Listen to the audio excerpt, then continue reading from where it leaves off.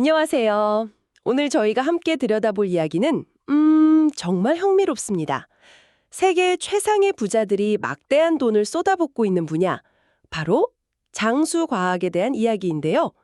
특히 케어유 뉴스 김영래 편집장님이 매일 아침 전해주시는 아침마다 지혜 샵 131 기사, 초부유층이 꿈꾸는 장수사회, 우리에게 주는 의미, 이 글을 바탕으로 한번 깊이 파고 들어가 보려고 합니다. 네, 안녕하세요. 이 주제가 사실 단순히 오래 사는 문제를 넘어서는 것 같아요. 그렇죠. 돈으로도 살 수 없다고 생각했던 바로 그 시간. 그것도 그냥 시간이 아니라 건강한 시간을 얻으려는 시도잖아요. 맞습니다.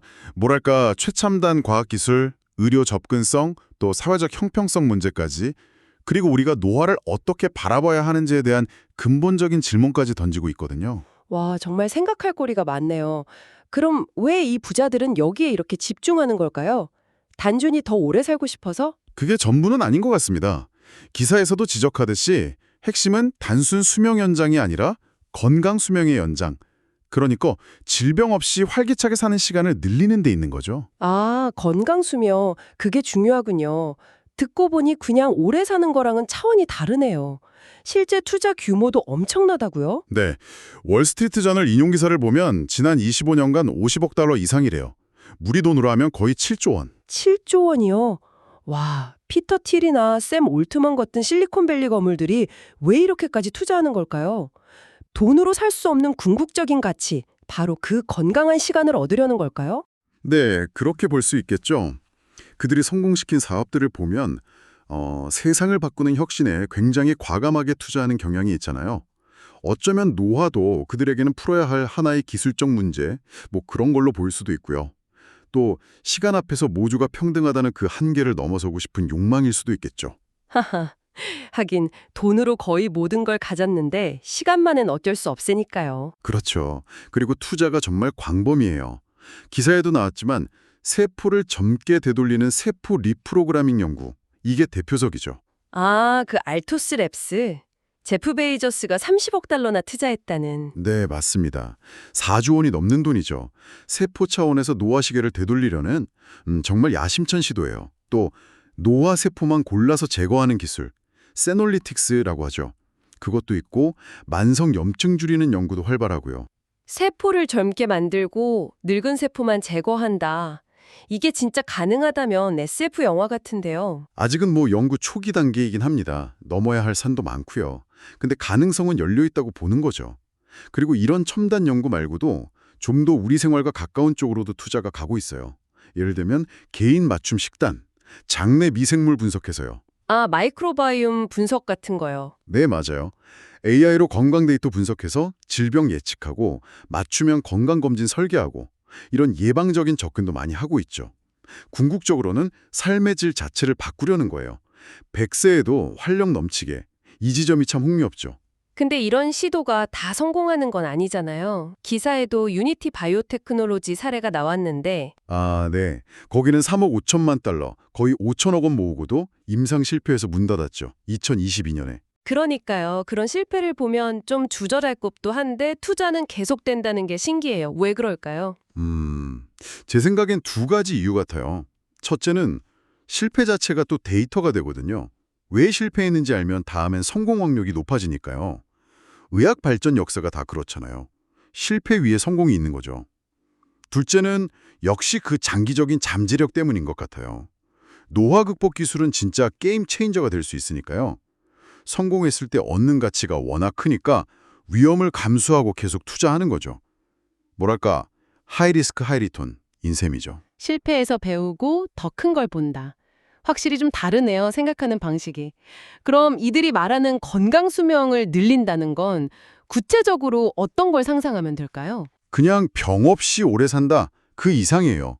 신체적으로 또 정신적으로, 사회적으로도 활발하게 활동하는 기간을 말하는 거죠. 아, 그러니까 100살 생일 잔치를 요양원 신대에서 하는 게 아니라 친구들이랑 여행 가고 뭐 새로운 것도 배우고 그런 거군요. 바로 그거죠. 그게 목표인 거예요. 아까 말한 세포 리프로그래밍이나 세놀리틱스 같은 연구들이 다 그런 만성질환들, 뭐 심혈관 질환, 치매, 근육 감소 같은 것들의 근본 원인을 늦추거나 막으려는 시도고요. 증상만 관리하는 게 아니라 노화 자체에 개입하려는 거죠. 와, 듣기만 해도 정말 좋아 보이는데요. 그럼 이런 첨단 기술 말고 우리가 좀 더 빨리 체감할 수 있는 변화도 있을까요? 뭐 개인 맞춤 영양제나 식단 같은 거요? 그 부분은 이미 꽤 현실화되고 있죠.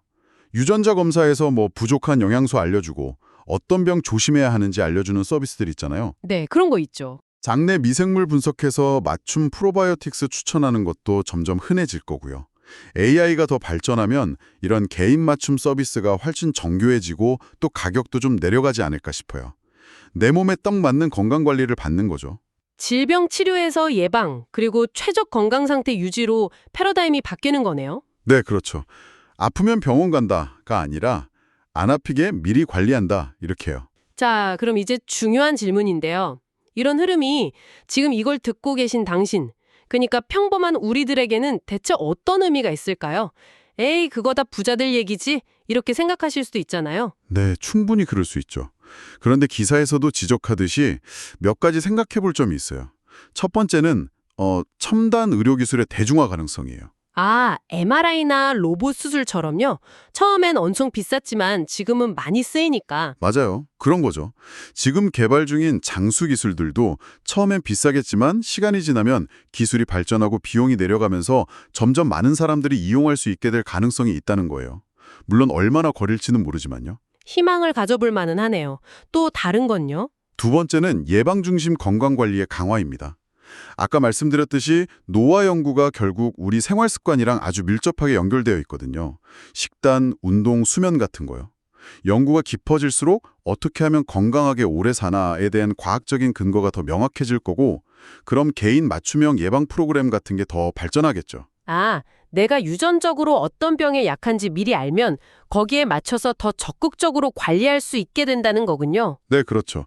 소 잃고 외양 광고 친다가 아니라 미리미리 대비하는 문화가 더 강해질 수 있다는 겁니다. 긍정적인 측면이 분명 있네요. 하지만 동시에 좀 걱정되는 부분도 있어요.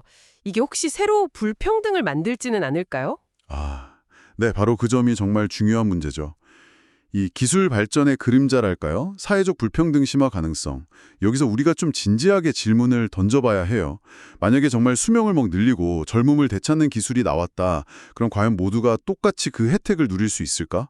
초기에는 분명 엄청 비쌀 거란 말이죠. 그렇죠. 그럼 돈 있는 사람만 더 오래, 더 건강하게 살게 되는 거 아닌가? 이런 걱정이 드네요. 네, 그럴 가능성이 높죠. 그럼 지금보다 건강 격차가 훨씬 더 벌어질 수 있어요. 수명까지 돈으로 사는 시대가 온다면 이건 정말 우리 사회의 공정성이나 형평성에 대한 심각한 도전이 될 수 있죠. 기술 발전의 혜택을 어떻게 나눌 건지 사회적인 고민이 꼭 필요하겠네요. 네, 반드시 필요합니다. 지금부터라도 논의를 시작하고 제도적인 장치를 마련해야 해요. 특히 우리나라는 내년이면 초고령 사회잖아요.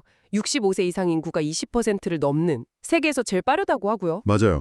평균 수명은 길어졌는데 건강 수명은 그만큼 못 따라가고 있다는 게 문제죠. 아픈 기간이 너무 길다는 거예요. 이런 상황에서 건강 격차까지 더 벌어진다면 정말 큰일이죠. 생각만 해도 좀 아찔한데요. 근데 또 반대로 생각하면요. 이 연구들이 잘 되면 우리나라 고령화 문제 해결에 큰 도움이 될 수도 있어요. 아, 그런 측면도 있나요? 그럼요. 예를 들어서 치매. 이게 정말 개인적으로나 사회적으로나 부담이 크잖아요. 근데 만약 치매 발병 시기를 한 5년, 아니 10년만 늦출 수 있다면요. 와, 그러면 정말 많은 게 달라지겠네요. 그쵸. 개인과 가족의 고통도 줄고 사회적 비용도 엄청나게 절감될 거예요. 당뇨나 심혈관 질환 같은 만성질환 발생률을 낮추는 것도 마찬가지고요. 국가 의료비 부담도 줄고 어르신들이 더 건강하게 활동할 수 있는 기간도 늘어나고 네.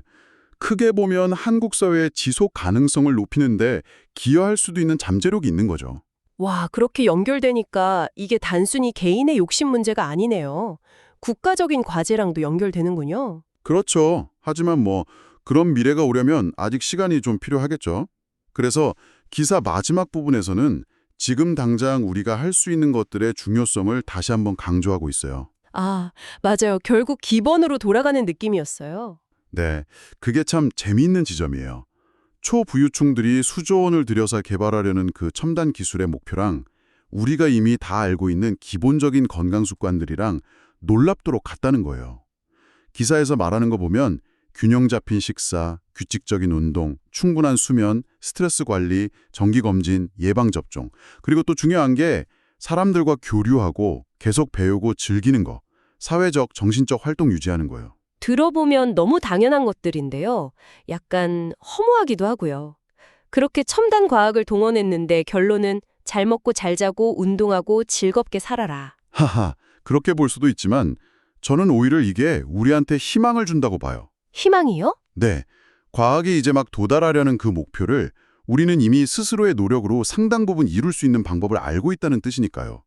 물론 유전이나 환경 탓도 있겠지만 건강한 노년을 위한 가장 확실하고 효과적인 투자는 어쩌면 바로 오늘 당신이 시작할 수 있는 그 기본적인 습관들이라는 걸 과학이 역설적으로 보여주는 거죠. 비싼 영양제나 특별한 비법 찾기 전에 내 일상부터 돌아보는 게 먼저다. 이 말씀이시네요. 그렇죠. 그게 가장 현명한 장수 전략일 수 있다는 겁니다. 네, 정말 중요한 지적이네요. 초부유층의 투자가 먼 미래에 대한 기대뿐만 아니라 지금 우리의 삶을 돌아보게 만드는 계기도 된다는 점. 어쩌면 그 비밀은 아주 가까운 곳에 있을 수도 있겠어요. 오늘 저희는 초부유층들이 왜 건강한 시간에 그토록 막대한 투자를 하는지, 그리고 그 목표가 단순히 오래 사는 걸 넘어 건강 수명 연장에 있다는 걸 살펴봤습니다. 세포 리프로그래밍부터 맞춤 예방의학까지 그 가능성과 함께 네, 동시에 이게 가져올 수 있는 기회, 그러니까 의료 접근성 확대 같은 긍정적인 면과 함께 또 새로운 불평등 문제나 윤리적인 고민거리들에 대해서도 생각해봤죠. 특히 초고령 사회를 앞둔 우리나라와 또 인생의 후반기를 보내고 계신 당신에게는 더 많은 생각을 하게 하는 주제였을 것 같습니다. 그렇습니다. 이 흐름을 그냥 좋다 나쁘다 이렇게 보기보다는 그 빛과 그림자를 함께 보면서 좀 비판적으로 주시할 필요가 있겠고요. 기술 자체는 중립적일 수 있지만 이걸 어떻게 쓰고 받아들일지는 결국 우리 사회의 몫이니까요. 다가올 변화에 미리 대비하고 그 혜택이 좀 더 공평하게 돌아갈 수 있도록 사회적인 합의를 만들어가는 게 중요합니다. 장수는 이제 개인의 소망을 넘어 우리 시대의 중요한 도전 과제가 된 것 같아요. 네, 마지막으로 이걸 듣고 계신 당신께 이런 질문을 던지면서 마무리하고 싶습니다. 만약 100세 혹은 그 이상을 건강하게 사는 것이 아주 보편적인 일이 된다면 우리가 지금 생각하는 노년의 모습은 어떻게 바뀔까요? 은퇴는 어떻게 될까요? 가족이나 사회 활동은요? 또 충만한 삶이란 무엇인가에 대한 생각은 어떻게 달라질까요? 다가올 미래에 당신의 노년기는 어떤 모습이기를 바라시는지 한번 마음속으로 그려보시면 어떨까 싶습니다. 오늘 저희의 이야기는 여기서 마치겠습니다. 감사합니다. 감사합니다.